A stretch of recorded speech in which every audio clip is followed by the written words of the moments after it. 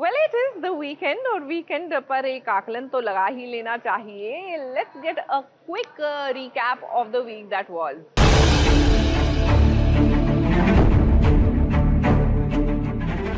Weekend recap में आज हम आपको बताएंगे कि पूरे हफ्ते सीरियल्स की कहानी में क्या क्या हुआ. वीकेंड रिकैप में सबसे पहले बात करते हैं सीरियल क्योंकि सास भी कभी बहू थी कि पूरे हफ्ते तुलसी अपने परिवार को समेटने में लगी हुई नजर आई और उसने अब एक और कदम उठा लिया है जब उसने वैष्णवी को घर की चाबी सौंप दी. जिसके हाथ में चाबी वही घर की मुखिया. तो भाई दामिनी, मैंने फैसला किया है, ये चाबियां आज से वैष्णवी. वही बात करें अंगद की तो अब तक ये दिखाया जा रहा था कि अंगद और वृंदा का आमना सामना कब होगा, मगर वृंदा की सगाई के समय दोनों का फेस ऑफ हुआ. सीरियल्स में दर्शकों को वो नहीं देखने को मिलता जो हफ्ते के पहले दिन वादा किया जाता है क्योंकि कहानी बिल्कुल धीमी चाल में चल रही है. वीकेंड रिकैप में बात करते हैं सीरियल अनुपमा की. अनुपमा की कहानी में तो कंपटीशन खत्म होने का नाम ही नहीं ले रहा. जो पेज पहले अनुपमा की कहानी में नजर आता था अब वो हम सभी मिस कर रहे हैं. हफ्ते के शुरू में जो कंपटीशन शुरू हुआ अभी तक चल ही रहा है. बस कहानी के पात्र यहाँ से वहाँ हो गए हैं.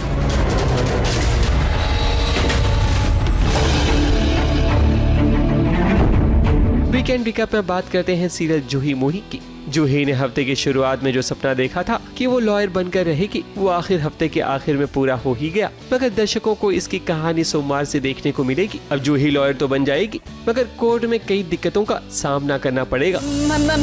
लॉयर, कोर्ट में सिर्फ दिमाग ही नहीं जबान भी चलानी पड़ती है. वीकेंड रिकैप में बात करते हैं सीरियल तू जूलियट जड्डी की. हीर और नवाब को कई मुश्किलों का सामना करना पड़ा है, वो भी पूरे हफ्ते. और अब उनके लिए एक चैलेंज ये रहेगा कि वो अपना रिश्ता किसी से नहीं छुपाएंगे. अब कहीं ना कहीं हीर की जान को भी खतरा हो सकता है. ऐसे में देखते हैं कि आगे की कहानी क्या होगी.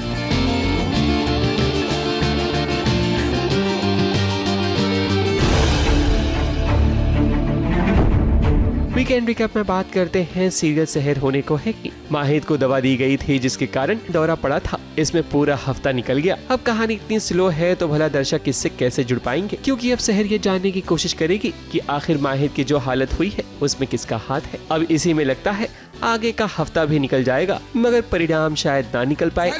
माहिद मियां को फिर से दौरा पड़ा है.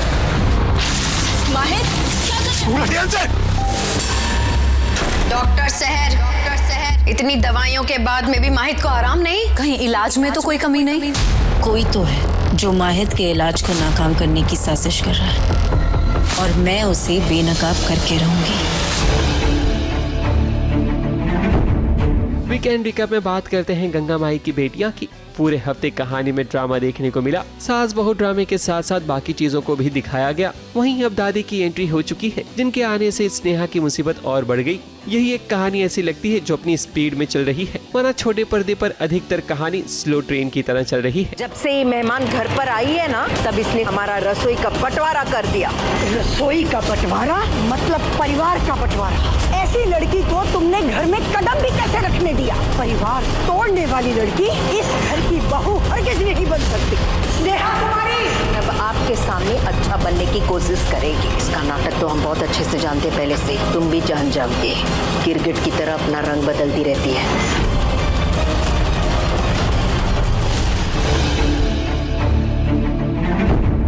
वीकेंड रिकैप में बात करते हैं सीरियल तुमसे तुम तक की. मीरा जिस मकसद से वर्धन परिवार की बहू बनी है वो तो साफ हो चुका है कि वो अनु की जिंदगी बर्बाद करना चाहती है. पूरे हफ्ते प्लानिंग प्लॉटिंग होती रही मगर मीरा को कामयाबी नहीं मिली. पर असली मुद्दे से अनु तो जैसे भटक गई हो क्योंकि राजनंदिनी का सच कहाँ है अब तक उसके बारे में कोई बात नहीं हो रही. आपको जो भी प्रॉब्लम है मुझसे है ना, आपको जो कुछ भी करना है ना मेरे साथ कीजिए. पर वीकेंड रिकैप में आज बस इतना ही. ABP news report. सीखने की कोशिश भी की ना तो फिर मैं चुप नहीं रहूंगी. आपको जवाब मिलेगा.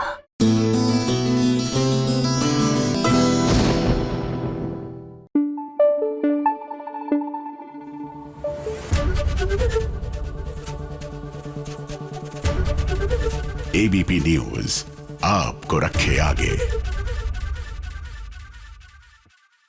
अब चलिए बात करते हैं सीरियल आरंभी की। अब आरंभी अपने मायके वापस आ गई है क्योंकि ससुराल वालों ने निकाल दिया है।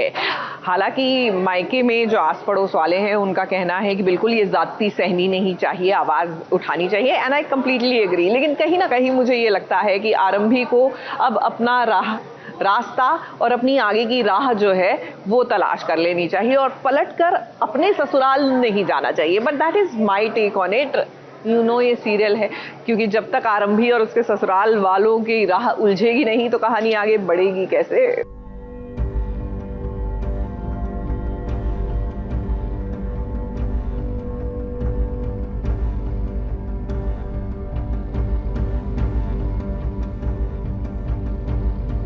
प्लीज वो अब अपने घर आई है, उसे जरा चैन की सांस लेने दो।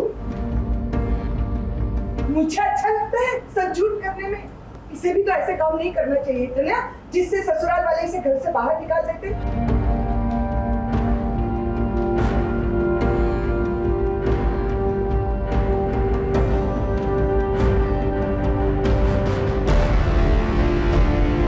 एक शादीशुदा लड़की जब अपने ससुराल से मायके आती है तो क्या वो मायके वालों पर इतनी भारी पड़ जाती है?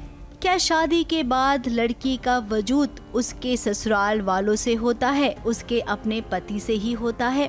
अब सालों से यही बात हम सुनते आ रहे हैं और अक्सर यही देखा भी जाता है। अब आरंभी को उसके ससुराल वालों ने घर से निकाल दिया है। वो मायके आ गई है जहाँ पर उसकी अपनी माँ नहीं चाहती है कि उसकी बेटी मायके में रहे। सबको भनक लग जाती कि कुछ गड़बड़, या फिर ये बोलती इसे ससुराल वालों ने घर से बाहर निकाल दिया इसलिए उसका आरती करने का मन नहीं है, ये बोलती। प्लीज मंजू प्लीज, जिसकी वजह से इसकी बेइज्जती हो या इसकी वजह से हमारी बदनामी हो। माँ आपको चाहिए मैं शाम की आरती करूँ, मैं कर लूँ, लेकिन प्लीज अभी बात तो सुनाओ। सुनाने रही हूँ, जो हुआ है वो बता रही हूँ, सच बोल रही हूँ। अब आस पड़ोस की महिलाएं आई हैं आरंभी से मिलने। बातों बातों में उन्होंने कहा कि आरंभी तुम अकेली आई हो क्या? तुम्हारा बेटा और पतिदेव कहाँ है? हाँ पहले तो आंटी जी जरा ये बताइए कि कहाँ पर लिखा हुआ है कि जब भी हम अपने मायके आए पति और बच्चे के साथ आए, क्या अकेले लड़की नहीं आ सकती है? आरंभी कुछ कहे इससे पहले उसकी माँ ने उसकी बात काट दी। अरे आरंभी अकेली आई, विहान नहीं आया, जमाई जी नहीं आए। अरे वो क्यों आएंगे? इतना बड़ा घर है, नौकर चाकर है, आराम है, तो हो सकता हो उनको यहाँ आना खलता हो। अरे नहीं, ऐसी कोई बात नहीं, क्या बात कर रही है? आजा आजा ना, बैठ, खड़ी क्यों है? बैठ बैठ। अब हमेशा की तरह आरंभी की माँ उसे बहुत बातें सुना रही है, लेकिन पिता हैं जो अपनी बेटी को समझते हैं। पिता जानते हैं कि बेटी का हक होता है अपने ही घर में। मंजू प्लीज, आरंभी अब अपने घर आई है, उसे जरा चैन की सांस लेने दो। ये कर वो कर बोल के जबरदस्ती मत करो। हाँ मुझे अच्छा लगता है सच झूठ करने में। अब आरंभी के लिए बहुत ही दुख की घड़ी है, उसका बेटा उससे दूर है। वो यही सोच रही है कि विहान को अपने साथ कैसे लाए। अब देखो आरंभी, आपको याद है ना कि आपका एक दोस्त है जिसका नाम ध्रुव है, तो ध्रुव के पास जाइए, वो आपको एक रास्ता बताएगा और उस रास्ते पे अगर आप चलेंगी तो आपको आपका बेटा जरूर मिलेगा। यहाँ पर अकेले अबला नारी बनकर मत रहिए, अपने लिए आवाज उठाइए। अब वक्त आ गया है सेट बैक करने का। याद है ना आपके सीरियल का पहला वाला प्रोमो क्या था? ABP news report.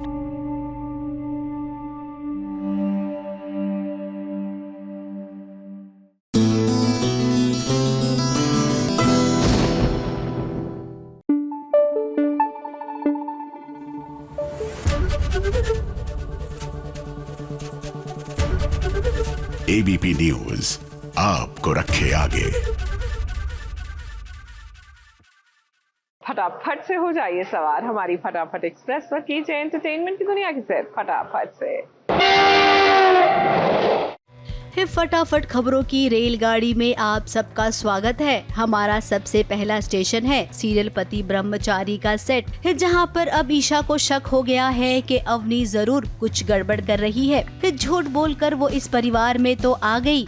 उसके बच्चे को सूरज ने कहा वो अपना नाम भी देगा, अब ईशा पुलिस ऑफिसर है, उसे शक तो पहले से ही था, लेकिन अब जब अवनी के पास एक फोन बरामद हुआ, उस वक्त सवालों के घेरे में आ गई अवनी। मासूम बनकर उसने झूठी कहानी सुनाई। अब ईशा इस झूठी कहानी में नहीं फंसेगी। बहुत जल्द अवनी का चैप्टर क्लोज करेगी ईशा।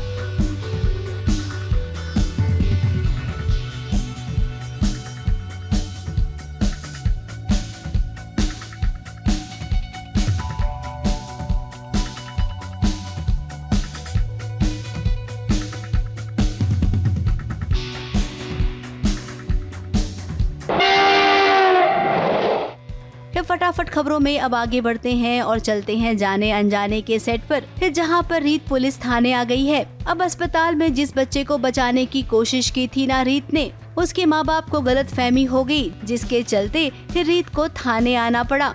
अब यहाँ पर राघव और रीत का भाई भी आ गया है। फिलहाल रीत को घर ले आया है राघव, और राघव का कहना है कि बार बार मैं रीत को समझा रहा हूँ कि रेयांश हमारा बेटा नहीं है, लेकिन रीत है कि मानने को तैयार नहीं है। फटाफट खबरों में आज के लिए केवल इतना ही। हम कल फिर लौटेंगे कुछ नई फटाफट खबरों के साथ। ABP news report.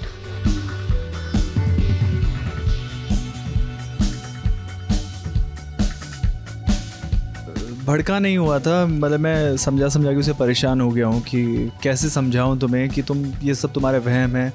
इसका मतलब ये नहीं है, तुमने सही गैस किया। जैसे रीत को ऐसी फीलिंग आ रही थी कि रेयांश खतरे में है, तो मैंने वो झुठला दी। मैंने तो उसके लिए मैं आके माफ़ी मांगता हूँ। मैंने कहा यार, अगर मैं पहले तुम्हारी बात मान ली होती तो तुम खतरे में नहीं आती, तो उसके लिए सॉरी। और फिर वो रीत दोबारा वही बातें जो शुरू करती है, तो मैं उसके लिए उसे समझाता हूँ कि मैंने कहा यार, मतलब रीत, मुझे आजकल समझ ही नहीं आ रहा कि मैं तुम्हें क्या समझा।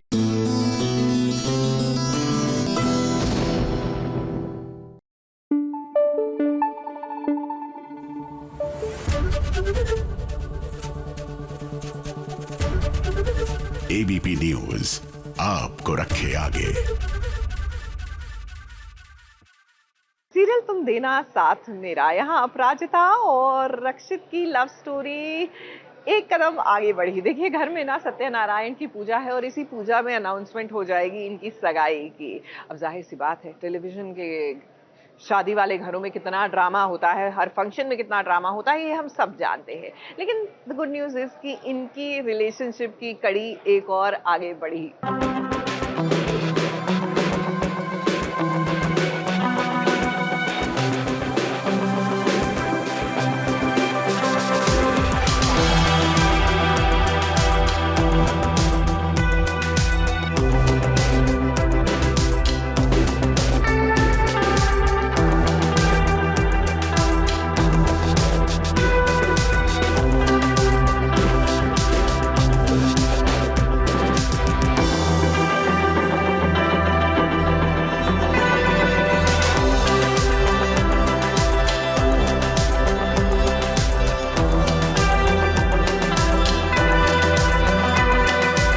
रक्षित, आपका दिन सपने से शुरू होता है। आफ्टरनून में लंच टाइम तक भी सपना ही चलते रहता है, और जब डिनर की बारी आती है तब भी आप सपना ही देख रहे होते हो। अब हमारी आपसे गुजारिश है कि कृपया करके सपनों की दुनिया से बाहर निकले।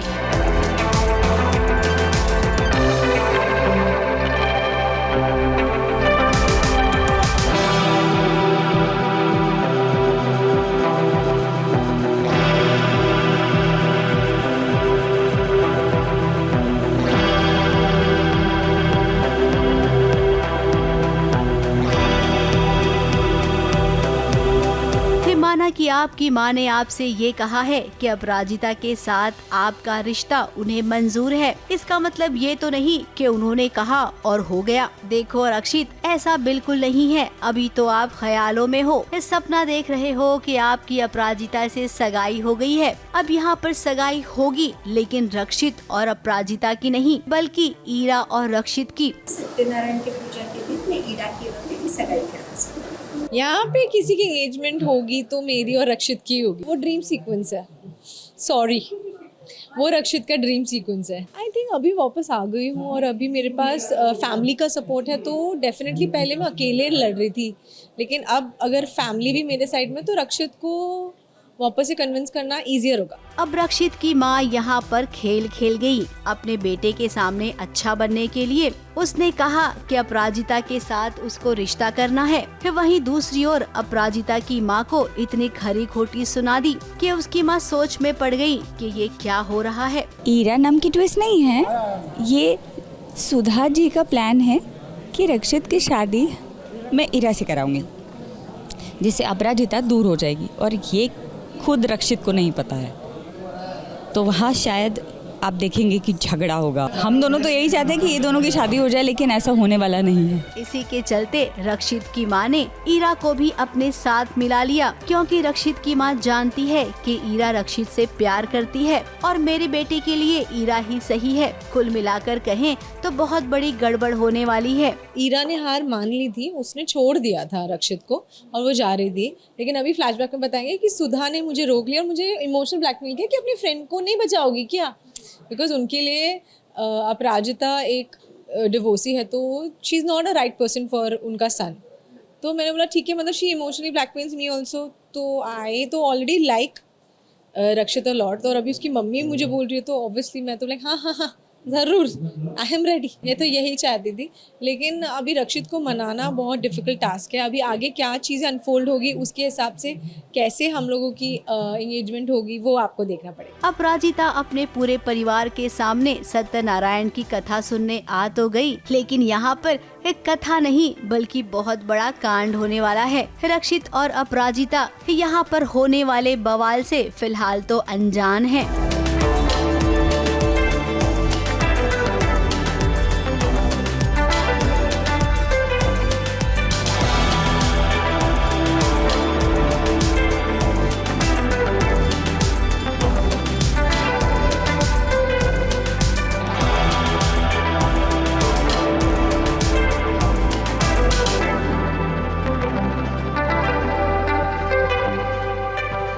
मुंबई से शिवानी सिंह के साथ एबीपी न्यूज रिपोर्ट।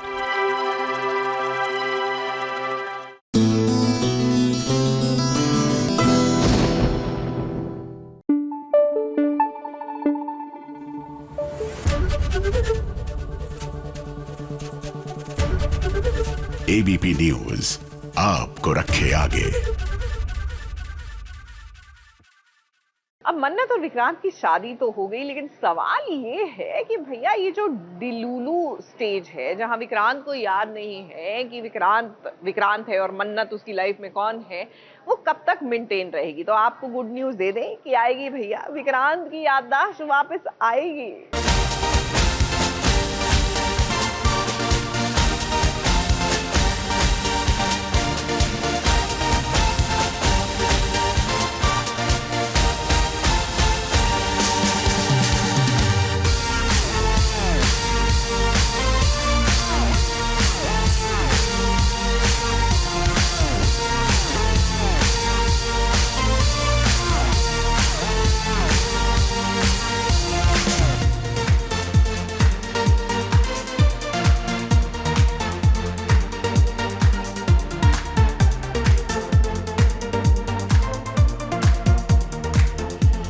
मन्नत के विक्रांत के साथ हॉस्पिटल में खेला जा रहा है एक गेम। हर कोई बस उसे अपने साथ लेकर जाना चाहता है। इस तरह धैर्य को देखिए, वो तो विक्रांत को किडनैप करने में लगा हुआ है और इधर सम्रागी और अंकित भी कोशिश कर रहे हैं कि आखिर कैसे विक्रांत को वो इस हॉस्पिटल से लेकर जाएं। और आखिर में देखिए हमारी मन्नत जो विक्रांत को बचाने में लगी हुई है, यानी कि विक्रांत के पीछे अब दो दुश्मन है। ऐसे में सवाल ये है कि इन दुश्मनों के बीच में से विक्रांत को घर वापस कैसे लेकर जाएगी मन्नत।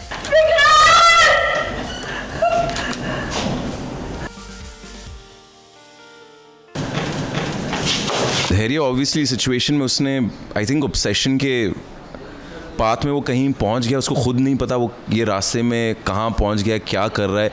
जो एक वक्त में पुलिस ऑफिसर था and he was a good man, वो बेचारा आई फील बैड।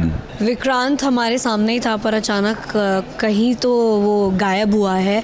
किसने किया है वो अभी तक पता नहीं चला है। हमें डाउट है, मुझे तो धैर्य पे डाउट है। या तो धैर्य हो सकता है या फिर अभी एक नया खतरा हमारे सामने आया है, राजवंश फैमिली, या उन्होंने किया है या धैर्य ने किया है। सो अभी हम लोग ढूंढ रहे हैं, सीसीटीवी फुटेज देख रहे हैं और सीसीटीवी फुटेज में दिखा है कि किसी ने कैमरा को स्प्रे करके छुपा दिया है और एक कोई तो इंसान है जो विक्रांत को लेके जाता है। धैर्य ने तो यहाँ विक्रांत को किडनैप करने की पूरी प्लानिंग कर ली है। देखिए, उसने डॉक्टर का कॉस्ट्यूम भी पहन लिया है ताकि उस पर किसी का शक न जाए।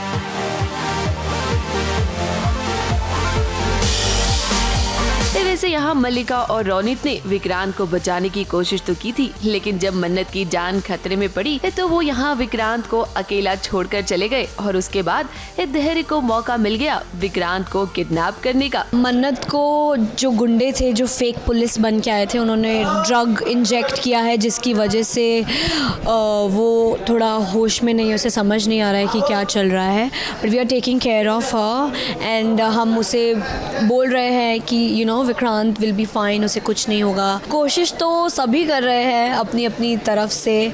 धैर्य भी बहुत अच्छी एक्टिंग कर रहा है ढूंढने की और मन्नत के साथ होने की कि यार मेरी पूरी सिंपैथी है, मेरा भाई है, मैं जाके ढूंढूंगा ऑफ कोर्स। फिलहाल तो हॉस्पिटल में भागम भाग चल रही है जहां सभी लोग बस विक्रांत को अपने साथ ले जाना चाहते हैं। अब ऐसे में मन्नत के सामने बहुत बड़ा चैलेंज है कि आखिर वो कैसे अपने विक्रांत को बचाएगी। मुंबई से सोनू शुक्ला के साथ एबीपी न्यूज रिपोर्ट।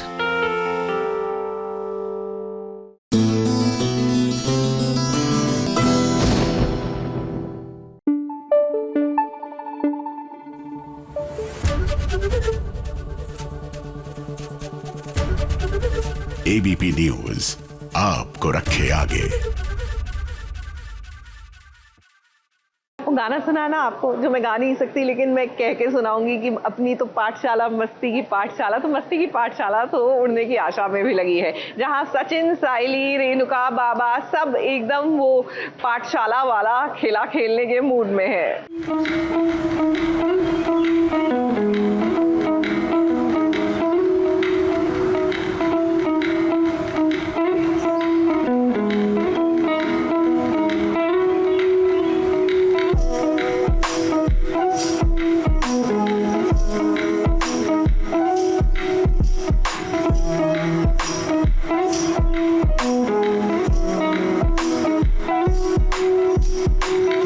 मस्ती की पाठशाला शुरू हो गई है देशमुख परिवार में। अब आप सबको याद होगा कि कितना हंसता खेलता हुआ करता था देशमुख परिवार। फिर इस परिवार में कुछ ऐसा हुआ कि रिश्ते बिखर गए। लेकिन अब नन्ही पंखुड़ी के आने के बाद लगता है कि एक बार फिर से ये परिवार एक हो जाएगा। फिर जहाँ पर रेणुका भी पंखुड़ी की ख्वाहिश को पूरा करने की कोशिश कर रही है। अब घर में ही पाठशाला बन गई है जहाँ पर रेणुका टीचर है। सचिन, साइली, पंखुड़ी और हाँ बाबा भी ये सब पढ़ने के लिए आए हैं। अब रेणुका टीचर ने सचिन को सजा दी है। देखो सचिन कैसे कान पकड़कर खड़ा है, तो वही पंखुड़ी एकदम चुपचाप से बैठी है। साइली भी उसके बगल में है। बाबा खुशी खुशी अपने इस परिवार को हंसते खेलते देख रहे हैं। पंखुड़ी है, पंखुड़ी गेम खेल रही है। पंखुड़ी, सचिन, साइली ये तीनों मिलकर गेम खेल रहे हैं और इसीलिए काका और काकू भी उसमें इन्वॉल्व है। बट मैं देखती हूँ, मैं सोचती हूँ कि अरे ये सब क्या चल रहा है, क्योंकि काका को तो आराम करना है। अब यहाँ पर रेणुका एक स्ट्रिक्ट टीचर बनी हुई है जो रोशनी को ऑर्डर भी दे रही है कि जाओ तुम चाय बना कर लाओ। अब रोशनी को तो समझ ही नहीं आ रहा है कि इधर क्या चल रहा है। उसका कहना है कि बाबा की तबीयत ठीक नहीं है, फिर ये सब क्यों हो रहा है। फिलहाल रोशनी की बात को इतने सीरियसली नहीं लिया जा रहा है। चाय तो आई नहीं, लेकिन हाँ जूस जरूर आ गया। अब रोशनी के दिल में तो बहुत बड़ा डर है ना। वो चाहती है कि जल्द से जल्द सचिन, साइली और पंखुड़ी यहाँ से चले जाएं, क्योंकि अगर वो यहाँ पर रुक गए तो उनके सामने कहीं ये वाला सच न आ जाए कि लक्ष्य उनका अपना बेटा है। लक्ष्य मेरा बेटा है, तुम्हारा नहीं। तो मुझे बेटे की परवरिश कैसे करनी है, इसका हक सिर्फ मुझे है। और तुम लोग तेजस को उसके सामने छोटा दिखाना चाहते हो, इसलिए ये सब किया ना। सब जानती हूँ मैं तुम्हारा इरादा क्या है।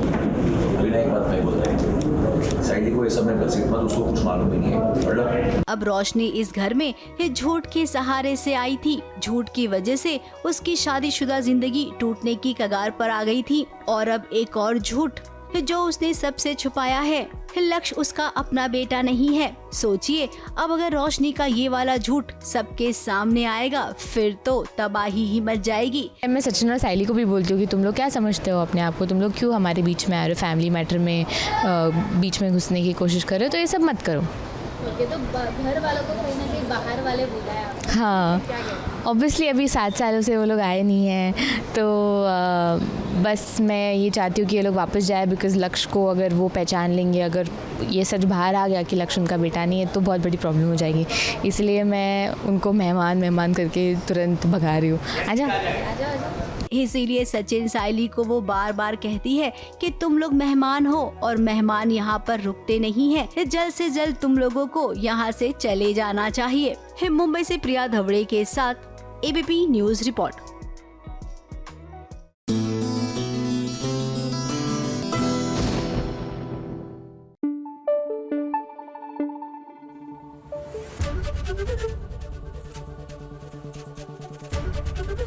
एबीपी न्यूज आपको रखे आगे। भैया ये शूट खत्म हो, हम छाता बंद करें और फिर भीगे ना, क्योंकि क्या है कि जब भीगेंगे तो मेकअप हाथ में आ जाएगा, बाल खराब हो जाएंगे। अब टीवी के लिए तो थोड़ा प्रेजेंटेबल लगना ही पड़ता है, लेकिन पैकअप के बाद ओहो लाइफ मस्त हो जाती है। मतलब एक ऐसा लगता है कि आपने ना चोगा उतार दिया। तो चलिए आज अपराजिता की जो माँ बनती है तुम देना साथ मेरा, उनकी पैकअप स्टोरी आपको दिखा दे। उनका क्या होता है हाल। Very time to pack up.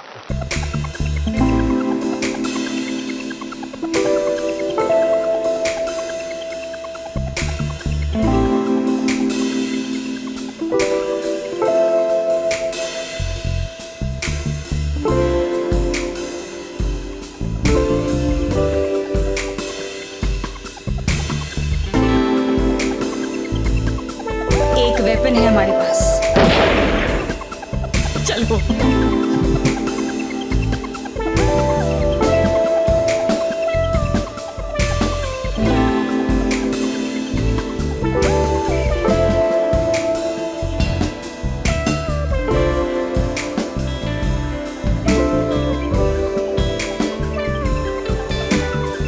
सास बहू और साजिश। मेरा नाम है श्रुति और आपके लिए तुम देना साथ मेरा की मालती।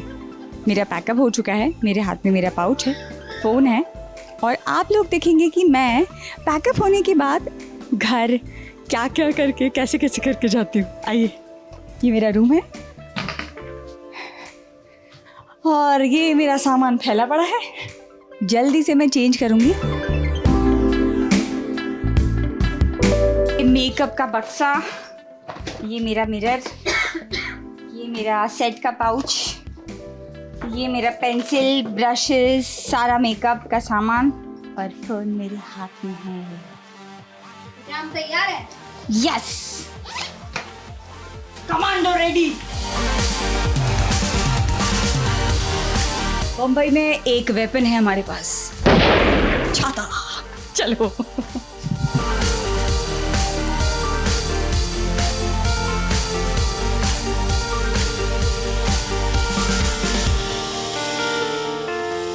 चलो अभी बहुत जल्द मेरा भी पैकअप होगा। चलो।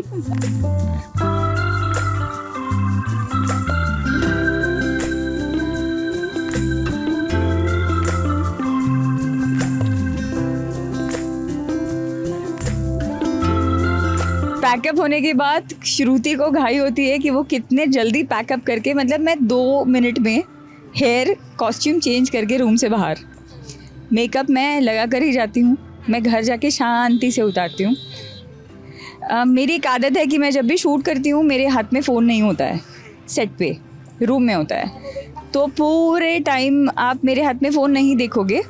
मैं रूम में जाती हूँ, अपना काम करके आती हूँ, तो शाम को जब मैं फ्री हो जाती हूँ और मैं अपने टैक्सी, ओला या जो भी उस वक्त अवेलेबल है पब्लिक ट्रांसपोर्ट, उससे मैं ट्रैवल करती हूँ।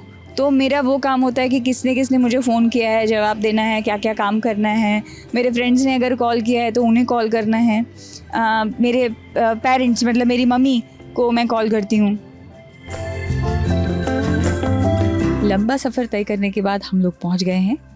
कुछ ख़रीदारी करें, जिसकी लिस्ट बनाई है। चलो। मुझे खुद को फ्लावर्स बहुत पसंद हैं और मैं यहाँ से जा रही थी और मैंने देखा कि यहाँ पे फ्लावर्स हैं और I can't resist myself. I love Rajnigandha, I love roses, I love lilies, पर मेरे पास कैट्स है तो मैं लिलीज नहीं ले सकती। तो हम लोग आज ख़रीदारी करेंगे रजनीगंधा की।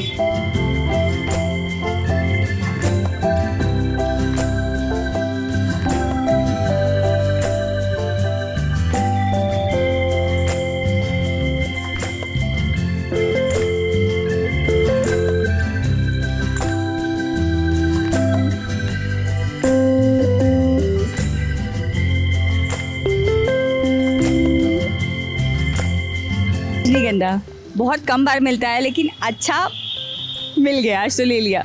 आप देखते हैं, मुझे फ्रूट्स भी लेने हैं और मेरा मन है कि मैं थोड़ा सा पानी पूरी भी खाऊं।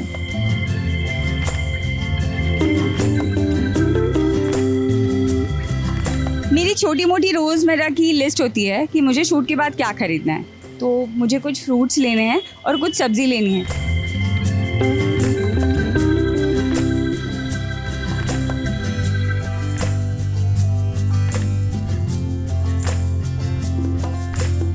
Guys, I'm done. Let's go to the next one.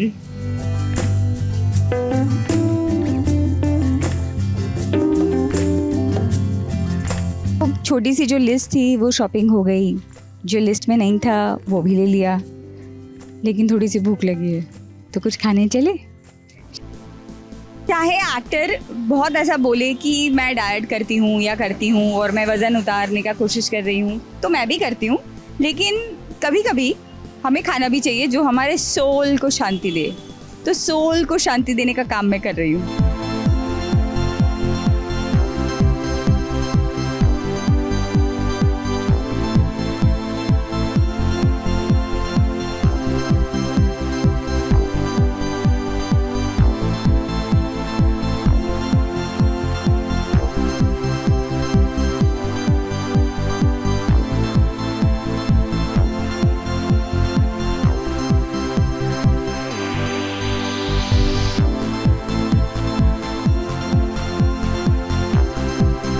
थोड़ा सा खाना, अब मैं घर पहुंच चुकी हूँ।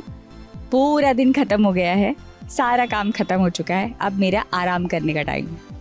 थैंक यू मेरे साथ बने रहने के लिए, सास, बहू और साजिशवर। थैंक्स।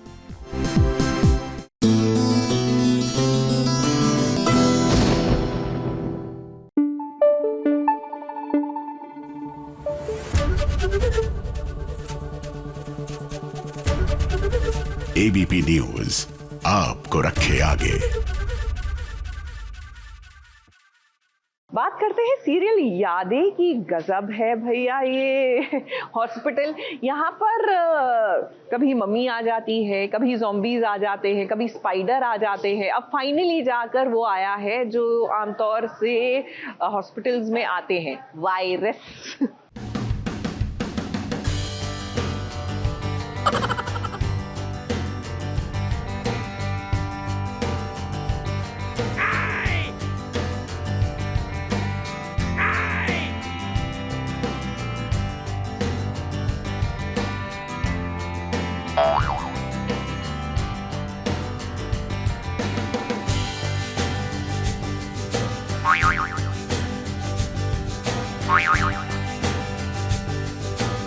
कोरोना वायरस से छुटकारा मिला तो लीजिए अब एंट्री हो गई मम्मी वायरस की। अरे आप लोग घबराइए नहीं, हम बात कर रहे हैं सीरियल यादें की, जिसमें एक खतरनाक वायरस हर जगह पर फैल रहा है। अब जैसे कोरोना वायरस एक इंसान से दूसरे इंसान में फैल रहा था, ठीक उसी तरह इस सवाल ये है कि ये वायरस आया कहां से है। तो हम आपको बता दें कि हॉस्पिटल में एक मम्मी को लाया गया है, जिसकी वजह से ये वायरस फैल रहा है। ये देव और सृष्टि तो शौक में है कि आखिर इतने सारे लोगों को ये बीमारी हो कैसे रही है।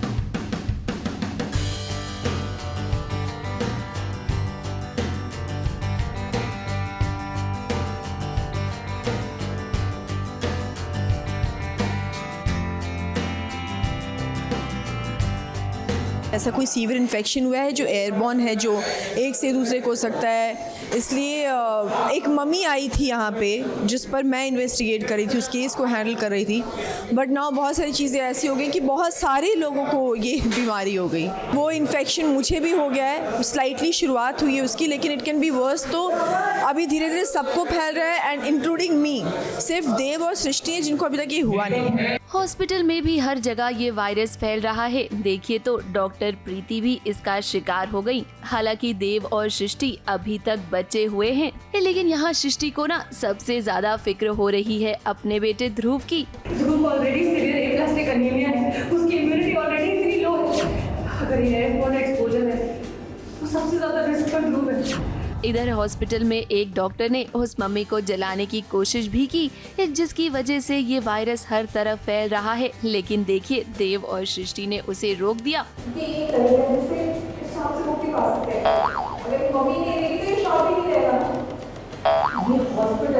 ऑक्सीजन सिलेंडर होते हैं, अगर ये आग लग जाती तो पूरा का पूरा हॉस्पिटल एक्सप्लोड हो जाता। जस्ट बिकॉज़ तुम्हारे पापा परेशान है, इसका मतलब ये नहीं कि तुम। अब देव और सृष्टि ये चाहते हैं कि वो इस बीमारी की जड़ तक पहुंचे, ताकि इस सभी का इलाज वो अच्छे से कर सकें। ये वायरस एक स्टोरेज जार के खुलने से हुआ है और मम्मी को ताबूत से अलग कर दिया था, इसलिए हुआ है। मैं उस मम्मी को जलाने जा रही थी क्योंकि उस मम्मी को जलाने के साथ ही ये वायरस भी चला जाएगा। डॉक्टर्स ने आके रोक लिया, जिस वजह से मैं उस मम्मी को नहीं जला पाई। तो अभी देखते हैं कि वायरस कैसे जाएगा। फिलहाल तो देव और सृष्टि के सामने एक बहुत बड़ा चैलेंज है कि आखिर कैसे वो इस वायरस से लड़ते हैं। एक तरफ जहां सभी लोगों को ये बीमारी हो रही है, ऐसे में इस बीमारी की दवाई बनाना भी बहुत ज्यादा जरूरी है देव और सृष्टि के लिए। मुंबई से सोनू शुक्ला और कैमरामैन अनूप रस्तोगी के साथ एबीपी न्यूज रिपोर्ट।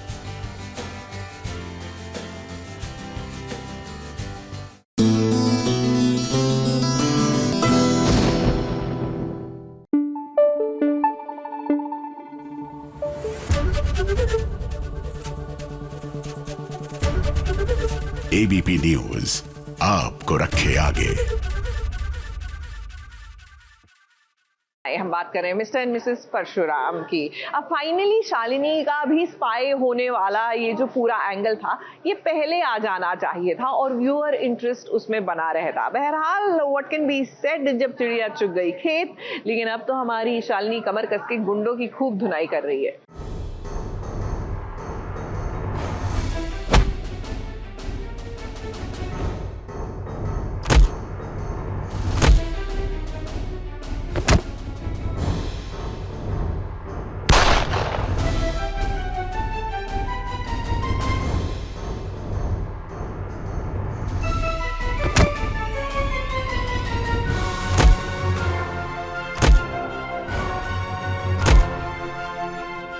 शालिनी बहू का ये है धाकड़ वाला अंदाज। जिस शालिनी को अब तक आपने देखा है वो हमेशा डरी हुई सहमी हुई रहती थी। उसकी दुनिया केवल उसके 2 बच्चे और पति देव में ही सिमटी रहती थी। लेकिन अब ये शालिनी बदल चुकी है क्योंकि राइटर को समझ में आ गया है कि कहानी जहाँ से शुरू करनी थी वहाँ से हम शुरू तो नहीं कर पाए, इसीलिए अब सीरियल बंद होने वाला है। तो चलो कम से कम इस कहानी का इस्तेमाल कर लेते हैं। राइटर को याद आया कि शालिनी तो एक स्पाई है, तो स्पाई वाला अंदाज दिखाना भी जरूरी है। इसीलिए शालिनी को लेकर दिखाया जा रहा है कि उसमें कितना दम है। अब शालिनी की भाभी पर अत्याचार हो रहा है और ये अत्याचार खुद उसका अपना परिवार करवा रहा है।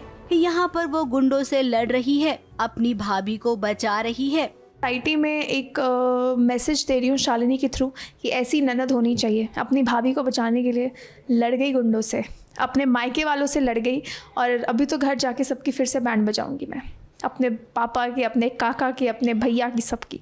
ऐसी ननद देखा है? इधर देखो, यहाँ ननद भाभी के लिए लड़ रही है। सो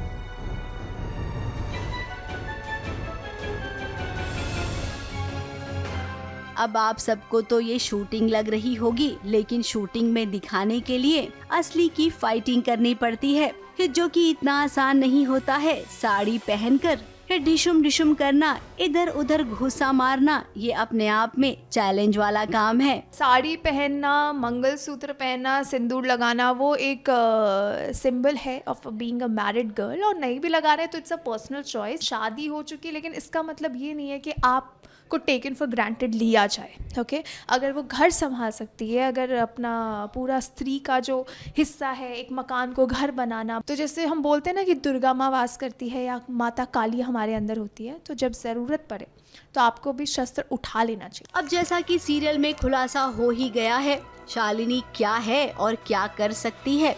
अब यहाँ पर तो वो गुंडों से भिड़ गई है। इसके बाद वो अपनी भाभी को सीधे भैया के पास लेकर जाएगी, और जब उसके अपने घर वाले देखेंगे कि उनकी बेटी शालिनी को ये क्या हो गया है, तब उन्हें भी नहीं समझ में आएगा कि आखिर ये हो क्या रहा है। वैसे समझ में तो किसी को नहीं आया, पहले तो राइटर को नहीं आया समझ में, उसके बाद दर्शकों को भी समझ में नहीं आया कि आखिर कहानी में दिखाना क्या चाहते थे।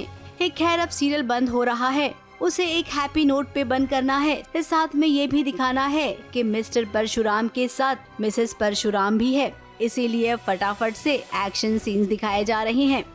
मुंबई से शिवानी सिंह के साथ एबीपी न्यूज रिपोर्ट।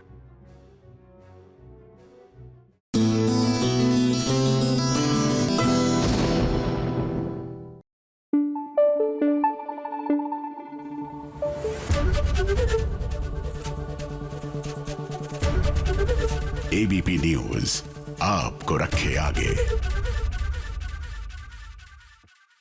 कई बार जगधात्री के लिए बुरा लगता है, मतलब क्या क्या ना संभाले वो स्पाई है, काम संभाले, देश को संभाले, बहू है, घर को संभाले। अब प्रॉब्लम तो ये है कि पति को भी संभालना पड़ेगा, क्योंकि पति पर डोरे डालने वाली बॉस जो आ गई है।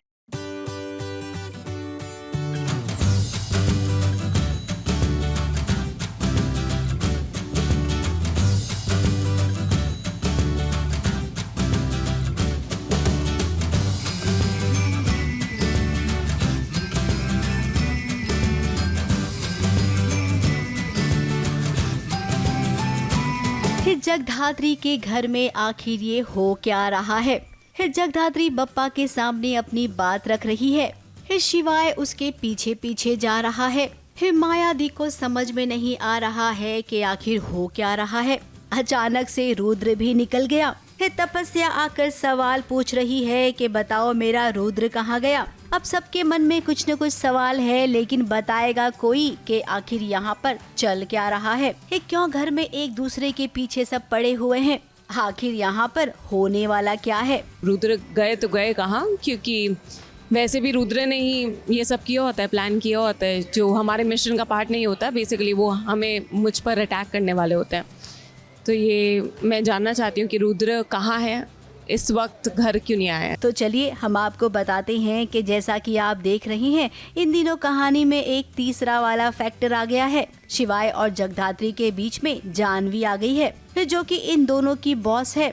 अब जगधात्री शिवाय से नाराज है, क्योंकि जानवी के सामने जगधात्री का पक्ष नहीं लिया शिवाय ने, जबकि शिवाय जानता है कि जगधात्री ने अपनी जान पर खेलकर मिशन को पूरा किया है। फिर ऐसे में आखिर क्या वजह थी कि अपनी बॉस के सामने जगधात्री का साथ शिवाय ने नहीं दिया। मिशन हमारा कंप्लीट होता है तब जानवी हमारी न्यू बॉस मुझ पे ये आरोप लगाते हैं कि मैं यहाँ पर मिशन को ख़राब करने के लिए आई थी। जो शिवाय हैं वो उनकी हामी भर देते हैं। तो ये बात सुनकर मुझे बहुत बुरा लगता है, क्योंकि शिवाय और मेरा रिश्ता तो बहुत सालों का है। मुझे ये बात चुभ जाती है, मुझे बुरा लग जाता है, और मैं बोलती हूँ कि तुम्हें भी ऐसे ही लगता है। ठीक है फिर गलत ही सही। अगर आपको लगता है कि मैं गलत हूँ तो गलत सही, और फिर मैं रूठ के वहाँ से चली जाती हूँ। जगधात्री ने आके हमारी जान बचाई, लेकिन मैंने उनकी साइड नहीं ली। जानवी से उनके पीछे जानवी को समझाया कि आज इसने जो किया है उसे बहादुरी का काम बोलते हैं, कोई गलती नहीं है। सो बहुत कुछ है अभी देखने के लिए। अब जगधात्री को आजकल ना छोटी छोटी बातों पर बुरा भी लग जाता है। अब क्या करे, वो समझ ही नहीं रही है कि उसके दिल को प्यार हो गया है शिवाय से, इसीलिए तो उसे जलन भी होती है शिवाय को लेकर। वहीं मायादी जानना चाहती है कि घर में इतनी बड़ी पार्टी थी, तपस्या अपना नया काम शुरू कर रही है, फिर जगधात्री क्यों नहीं थी इस पार्टी में? मैं उन्हें बताती हूँ कि स्कूल का काम इतना बढ़ गया था और कुछ बहसबाजी हो गई थी हमारी प्रिंसिपल से, उसी में टाइम लग गया। यहाँ पर तपस्या आती हैं और तपस्या बोलती हैं, वो पूछताछ कर रही हैं रुद्र के बारे में क्योंकि उन्हें रुद्र नहीं मिलते। मैं घर में आता हूँ और मैं रूम में जा रहा होता हूँ उन्हें मनाने के लिए कि प्लीज़ सॉरी गलती हो गई है, और वो सोई हैं। तो मैंने कहा तुम नाटक कर रही हो मुझे पता है। तो फिर मैं मनाने के लिए दूध वगैरह लेके आता हूँ, उसमें कुछ मिक्स कर देता हूँ कि तुम्हारा दर्द चुटकी बजाते ही गायब हो जाएगा। तो ये पूरा। अब जगधात्री को जो समझ में आया उसने कह दिया, लेकिन यहाँ पर रुद्र भी गायब है। अब इतनी बात तो तय है कि रुद्र कुछ खिचड़ी पका रहा है। अब मूसा तो इस दुनिया में नहीं है, फिर रुद्र कि किसके इशारे पर अब आगे के काम कर रहा है, इस बात को सबसे पहले जगधात्री ही जानने की कोशिश करेगी। मुंबई से कैमरामैन अनूप रस्तोगी के साथ एबीपी न्यूज रिपोर्ट।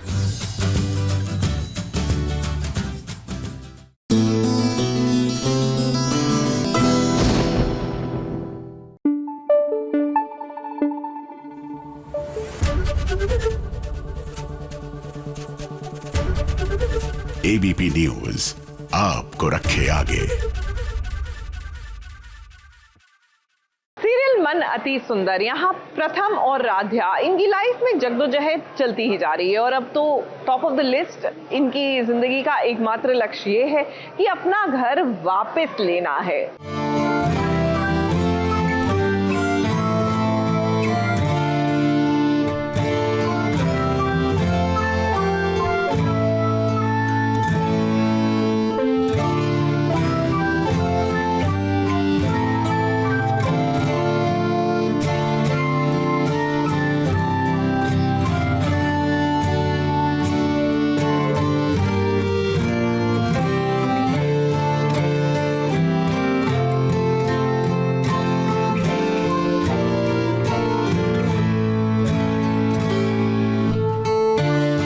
और राधिया की हल्दी हो रही है। कहीं ऐसा तो नहीं अब राधिया और प्रथम दोबारा शादी करने वाले हैं, क्योंकि यहाँ देखने से तो ऐसा लग रहा है जैसे प्रथम और राधिया की हल्दी हो रही हो, क्योंकि यहाँ रोमांटिक अंदाज में प्रथम अपनी राधिया को हल्दी लगा रहा है। शायद ये दृश्य देखने के बाद ऐसा ही लग रहा हो, मगर दर्शकों ऐसा कुछ भी नहीं है, बल्कि राधिया ने कलावंती को बिठाकर रथ खींचा था, जिसके बाद उसका जिस्म जख्मी हो गया और उसी पर प्रथम अब मरहम लगाने की कोशिश कर रहा है। मगर इतने रोमांटिक अंदाज में मरहम कौन लगाता है भाई।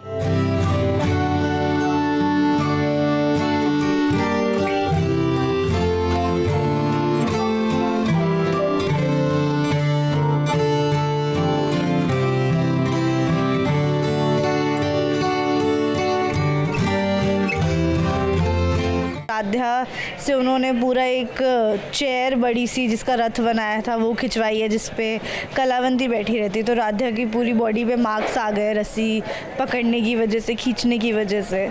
तो प्रथम ने कैसे कैसे करके वो रथ तोड़ दिया है। तो राधिया फ़िलहाल सज़ा से मुक्त हो गई हैं, पर उन्हें बहुत चोटें लग गई हैं। तो प्रथम बहुत ही ज़्यादा परेशान है इस बात को लेके कि मेरी फैमिली के लिए इतना कुछ कर रही है, इतनी ज़ख्मी हो गई है। तो बस उसे मरहम लगा रहे थे और आई थिंक बहुत ही प्यारा सा मोमेंट था, क्योंकि दोनों की अंडरस्टैंडिंग इतनी ज़्यादा स्ट्रॉन्ग होती जा रही है कि एक दूसरे के हर दर्द को समझते हैं, हर दर्द की दवा बनने लग गए हैं। तो अभी बस प्रथम उन्हें लेप लगा रहे थे कि कैसे ना कैसे करके राधिया ठीक हो जाए, क्योंकि उनसे देखा नहीं जा रहा है कि राधिया इतनी ज़्यादा तकलीफ में है। तो बस एक बहुत छोटा सा प्यारा सा मोमेंट था। प्रथम और राधिया के घर मुसीबत तो कुंडली मार कर बैठ गई है, मगर हालात कैसे भी हों, रोमियो और जूलियट रोमांस करने का मौका नहीं छोड़ेंगे। जब से प्रथम अपनी राधिया को समझने लगा है, तब से इनका रोमांस आए दिन देखने को मिलता है और ये बहुत ही क्यूट भी लग रहा है। मगर अब देखते हैं कि इस मुसीबत से छुटकारा भला प्रथम और राधिया को कब मिलता है, क्योंकि प्रथम को अब लग रहा है कि उसके परिवार के लिए राधिया कितनी मुसीबत उठा रही है। आई थिंक राधिया पूरी कोशिश कर रही है कि कैसे ना कैसे करके जो पेपर्स हैं वो मिल जाए एक बार, तो हमारे पास थोड़ा सा स्ट्रॉन्ग हैंड हो जाएगा। पर अभी तो कुछ समझ नहीं आ रहा है, क्योंकि जो भी पासा हम लोग फेंक रहे हैं उधर से उल्टा ही हो रहा है। पर पूरी मित्तल फैमिली एक साथ है, फाइनली पहली बार एक साथ किसी चीज़ के लिए लड़ रहे हैं। तो आई थिंक भोलेनाथ का कुछ ना कुछ तो आशीर्वाद होगा या कुछ ना कुछ चमत्कार होगा, जिसकी वजह से ये लोग ये ये जंग भी जीत ही जाएंगे, क्योंकि हमारे यहाँ तो हमेशा से यही है कि सच्चाई की हमेशा जीत होती है। तो कैसे ना कैसे करके आई थिंक पूरी फैमिली मिलके कुछ ना कुछ हल निकाल ही लेगी। राध्या तो महादेव की भक्त है, तो भला महादेव अपने भक्तों की मदद कैसे नहीं करेंगे। आज नहीं तो कल राध्या अपने मकसद में कामयाब जरूर हो जाएगी। मुंबई से विशाल शर्मा के साथ एबीपी न्यूज रिपोर्ट।